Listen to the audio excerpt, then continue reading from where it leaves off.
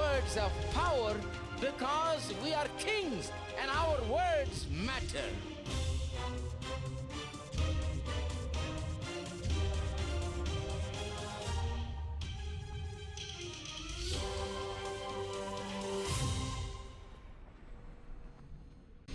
Wherever we go, to bring the light into the dark world, to be an influence in this world, to bring peace wherever there is trouble, and to bring light wherever light is needed, by our words, by our deeds, by our very presence, by the way that we are. That's what he's talking about.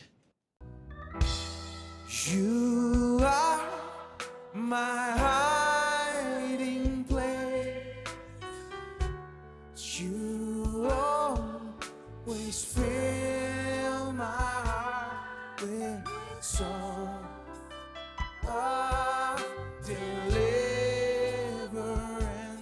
Whenever I am afraid, I will trust in you. I will trust in you.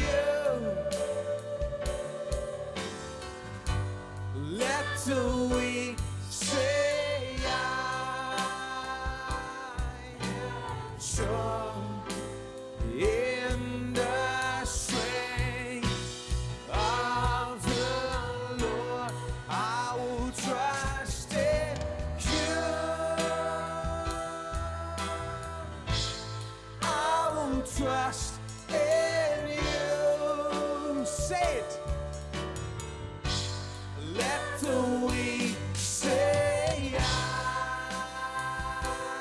am strong in the strength of the Lord. I will trust in you. I will trust. We will trust in you, Lord. We are strong.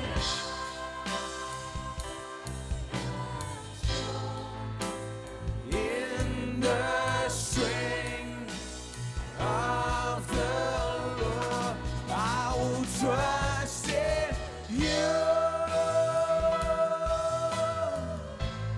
I will trust in you. Let the weak say I am strong in the strength of the Lord.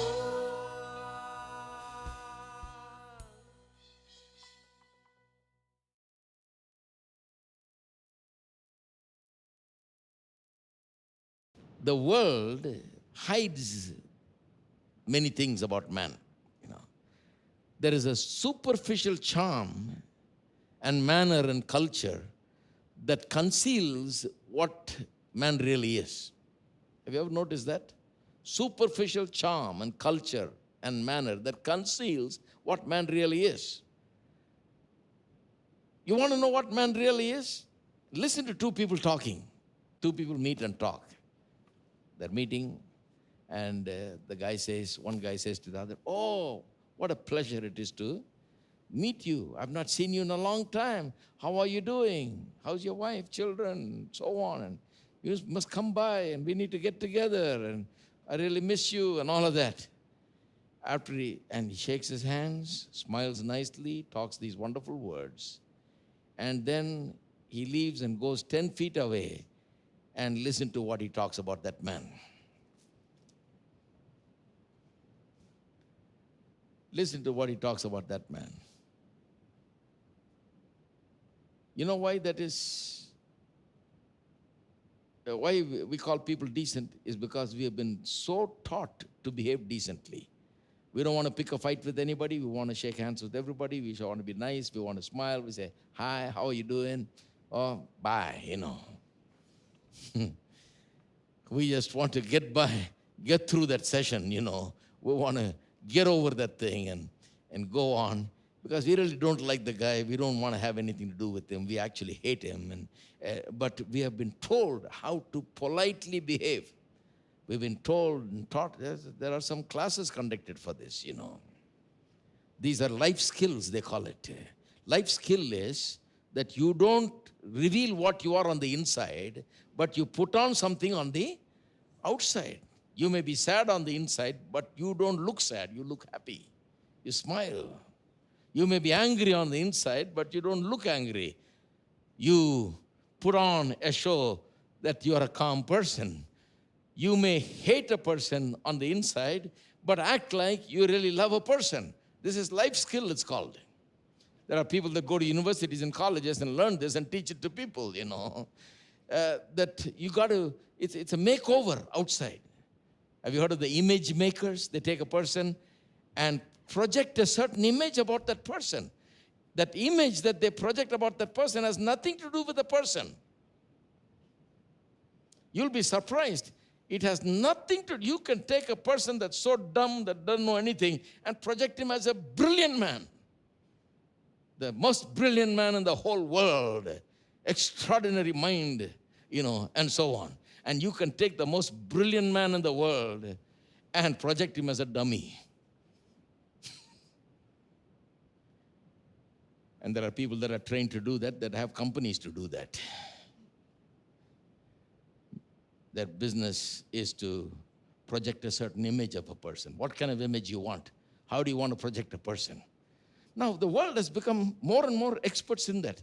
We are experts in covering this stuff, covering the real us, real you, and projecting what is not real.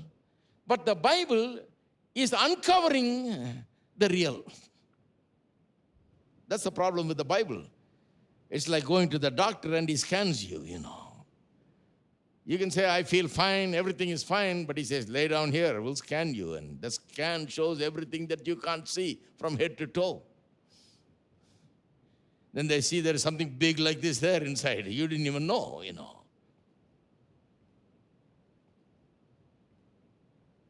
The world is good at covering up. That is why we say, well, people are decent. They don't. No. People are taught to behave decently, but do you know there are lusts and pleasures that they are serving like a slave? They may be big people, powerful people, but there are lusts and pleasures that they can't be delivered from. They serve it like a slave. They obey it. They run after it. They do it because they're enslaved by it. There is a power that takes them by the neck and makes them do it, and they obey it. They follow it. They can be big, but they are slaves. We know nothing about it. You say, well, decent person. Of course. They're not going around doing it in front of everybody, They're not exhibiting all these things. We are told not to exhibit those things. We are told to exhibit only a good picture. That's the problem. But the Bible is not about exhibition. The Bible is reality. The Bible says the problem with man is this. You see, this is the problem. You come to the Bible, you get the real answers. But people don't want to see the real answer, Two people are fighting at home, husband and wife fighting, pots and pans are flying. And then you ask them what the trouble is, they say, the thing is, brother, she's actually a nice woman. And the woman also says, he's actually a nice guy, there's nothing wrong with the guy, he's a fine guy, really. Then what's the problem? We have an aunt 500 miles away, brother. That aunt is doing some witchcraft.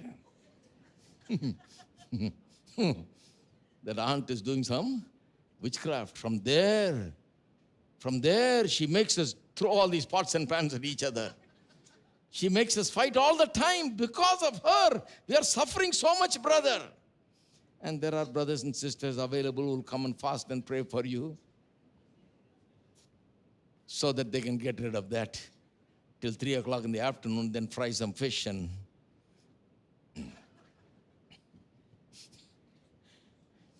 this is the way the world goes, We only see we don't believe the Bible. We don't believe what the Bible says. If you look at the Bible will say that the problem is within us. The Samaritan woman came to Jesus, married 5 times, 6th time she's living with a man, checking him out, whether she should marry him. She's got enough problems, 5 times it hasn't worked. If it's only 2, 3 times, you can say maybe the husbands are wrong, some bad guys are out there, and every time she got a bad deal. But this is 5 times. Then now you take a good look at the woman, Wait a minute,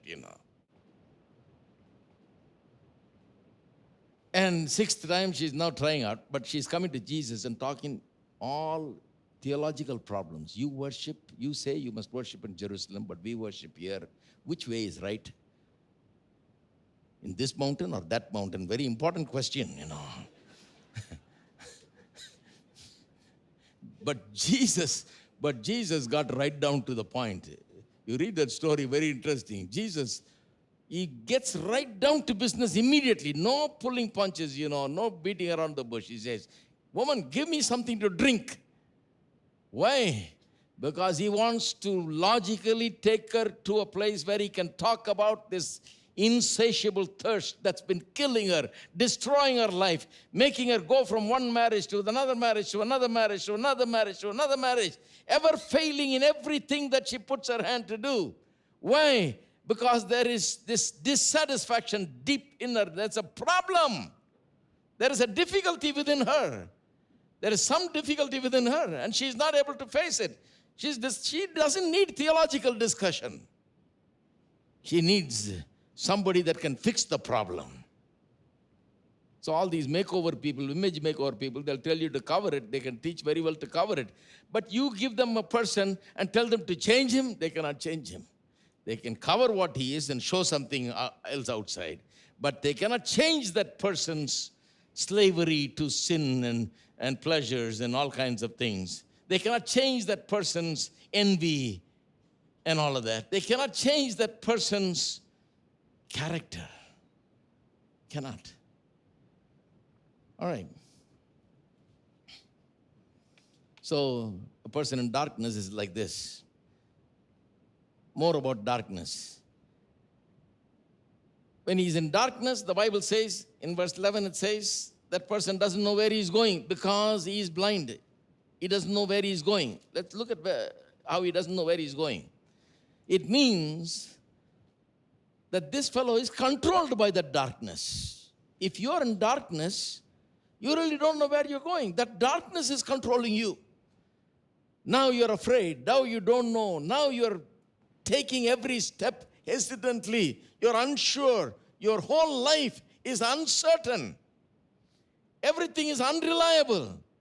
By chance, you may make it to the right destination, Even his happiness and everything depends upon circumstances. Everything goes well, he's fine. If he meets the right people, he's happy. If he met the wrong person, the whole day is spoiled. That's why some people, when they come out of the house, they want to make sure they face the right person. Because one wrong person they face, the whole day is gone. What a way to live a life, You face one wrong person, is it going to spoil your whole day? I remember one guy, a black cat ran across the street from, when he took his car, he stopped and went inside a house and had some water and then came and took the car again. He said, what's the matter? Because the black cat came, So how does going inside your house and drinking water change everything? That means I didn't start then, I'm only starting now. For me, that's very complicated, difficult for me to. This is very easy, my friend. This is so nice. That is messing me up. I just can't live like that, How many glasses of water should you drink to make sure that you're. Should you not have at least 2 samosas to make sure that this is when you're leaving? Or should you have an idli and sambar also? Too complicated. But the Bible is like going to a doctor, a good doctor. He'll tell you exactly what the problem is. He'll do a surgery on you, remove that thing that's torturing you and killing you. And a few days you'll be in the bed, then go home and live a life free and have the liberty. When you come to Jesus, my friend, you come to the best healer there is. He will show you what the problem is. You can get rid of the problem, go home and live your life. So the darkness controls him. He doesn't know where he's going. He's governed by it. His happiness is governed by it. His life is governed by it. His day is governed by it. Thirdly, still talking about the unbeliever, description of the unbeliever, he's blinded in his eyes. That means he doesn't know the true nature of life. He doesn't know what life is. He doesn't know what man is. He doesn't know what life is. He doesn't know what sin is. He doesn't understand Jesus. He doesn't understand the gospel. He's blinded. Blinded means he cannot see these most important truths. What is man? Who are we? Where did we come from? Why are we here? Is there a God? What is he all about? Who is Jesus? He knows nothing about it. He doesn't know that this life is going to end, and when it ends, he's going to go to another place, and one day he's going to stand before God in judgment. And this judge is going to require of him answers as to how he spent his life and the good gifts he gave him. Did he glorify God with it? Did he do what God wanted and willed? Or has he lived his own life? He's got to answer. He doesn't understand. He doesn't understand anything about his eternal destiny, where he's going and why he's here and all that. He doesn't understand life at all.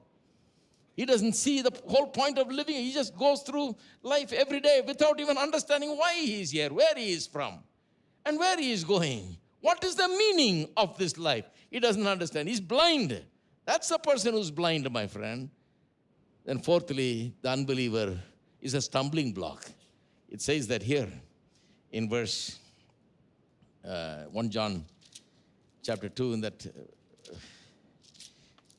in verse 10, I think it says, chapter 2, verse 10, he who loves his brother and abides in the light, and there is, loves his brother abides in the light, and there is no cause for stumbling in him. This is talking about a believer. It says there is no cause for stumbling in him. That means with an unbeliever, there is always cause for stumbling in him. So he's a stumbling block, I would say. What do we mean when we say is a stumbling block? Because of this unloving spirit that he has, this lack of capacity to love and walk in love, everything he comes into contact with is going to cause him to stumble.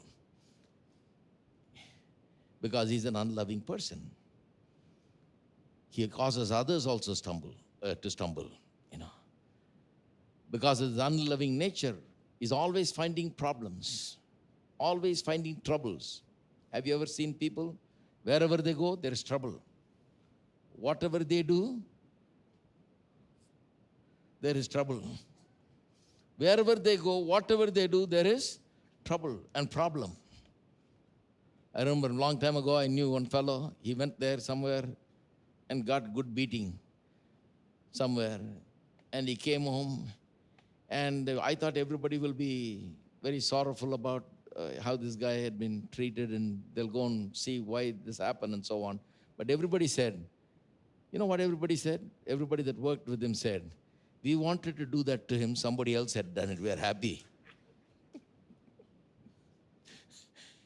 You mean to say that? I said, you mean to say that this guy is doing like this every day here? And you're patiently putting up with him?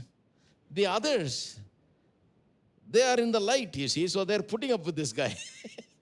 He's constantly irritating them. And when he went and got in the wrong crowd, he got good beating. Because these people are like that. They are always people who stumble because they always find the problems. They're like magnets that draw the problems and troubles to themselves. They see insults where no insult exists. They're offended by every little thing. And when you have such a person, have you ever met such a person? You all look like you don't meet people like that. When you meet such a person, you also get tensed up because if you say this, then he will think that. If you do this, then he's going to misunderstand you.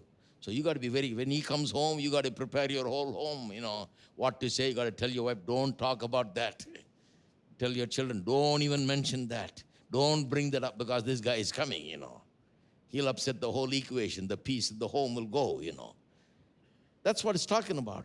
There is occasion for stumbling all the time for the guy because he's got that unloving spirit. There is no love. There's no capacity to love.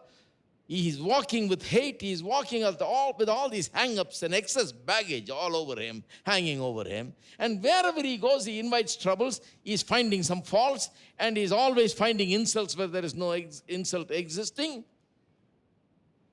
And it's causing other people also to stumble because they got to be careful with him. They got to cover up everything and all that and deal with him in a very special way and so on. Are you there? Now the believer. That's a description of the unbeliever, the one in darkness. This darkness is always problematic, complicated people, complicated. Nobody can satisfy them. What is a believer like? He's exactly the opposite of this person who is in darkness. What is so different about him? They are in a different realm. They are in the light. Their eyes have been opened. They have a purpose that is governing them, not the circumstances. They are governed by a purpose. They are walking purposefully. They are walking in the light. Therefore, every step they take in the light. They know where they are going. They will surely reach their destiny. Every day is meaningful. Every breath is meaningful because their eyes have been opened to who they are. They realize their sin, and they realize that Jesus is the answer. They realize that the gospel is the solution. So they've turned to Christ and given their lives to the Lord. And something has happened in them. They've been removed from the darkness, from the realm of darkness, and brought into light. Now they walk in the light and do the commandments of God. They don't trip and stumble as they go and as they meet people in the world. Wherever they go, there is peace. Even if they go to a place where there is trouble, there will be peace. Because they went there, they will calm the place down. They will bring peace. They will speak words of life. They will speak calmness there. They will speak serenity there. The atmosphere will be filled with serenity when they are there. And they will help people when they're with people, with others. They'll bring out the best from them. Some people are good at bringing out the worst. You don't ever want to get with them, right? Because they bring out the worst. They have a capacity to bring out the worst. But Christians are not like that. They have the capacity to, even when they move with a guy who is in darkness, their light begins to shine on them. The guy begins to see his life and begins to understand his whole approach to life. He begins to think about his own life. Just being with the person of light is like that. It makes a difference. A Christian is such a person. He's always in the light. They see the nature of sin, and they know that sin and Satan is what makes people hateful and envious, slaves to lusts and so on. They understand why a person behaves like that. So they can even love a sinner.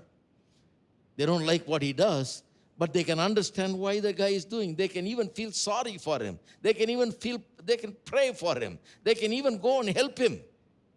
A true Christian will not just criticize the sinner, will not just put down the sinner, saying that he's bad and so on.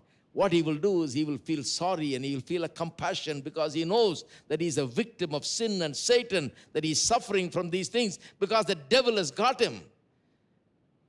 That we must pray for him, that we must help him, that we must do something about that. That's the way the Christian approaches.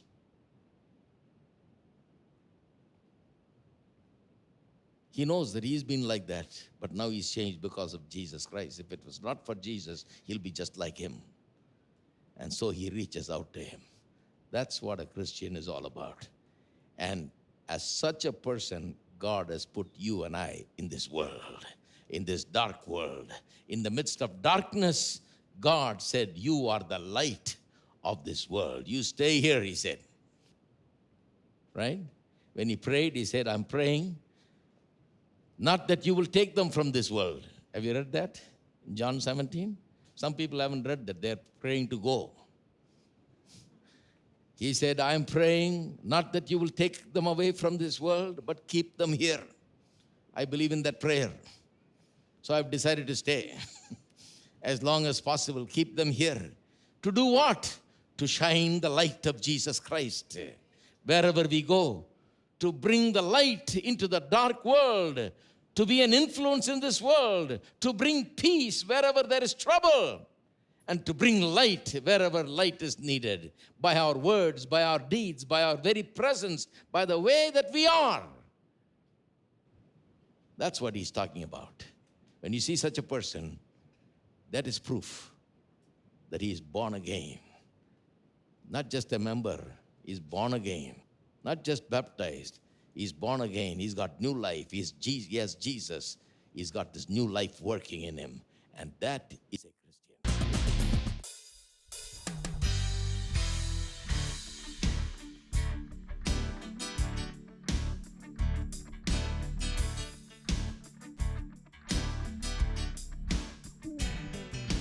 Blessing and honor, glory and power, into the ancient of days.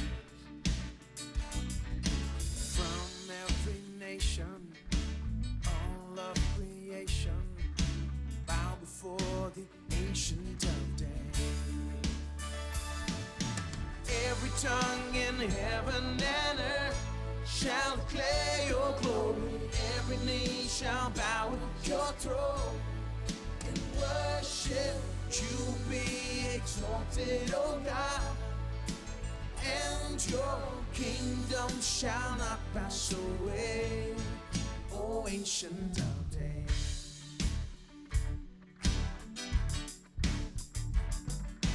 Blessing and honor, glory and power, be to the ancient of days. From every nation, all of creation, bow before the ancient of days. Every tongue in heaven and earth shall declare your glory. Every knee shall bow at your throne and worship you. Be exalted, O God, and your kingdom shall not pass away. Every tongue in heaven and earth shall declare your glory. Every knee shall bow at your throne and worship you. Be exalted, O God, and your kingdom shall not pass away, O ancient of days.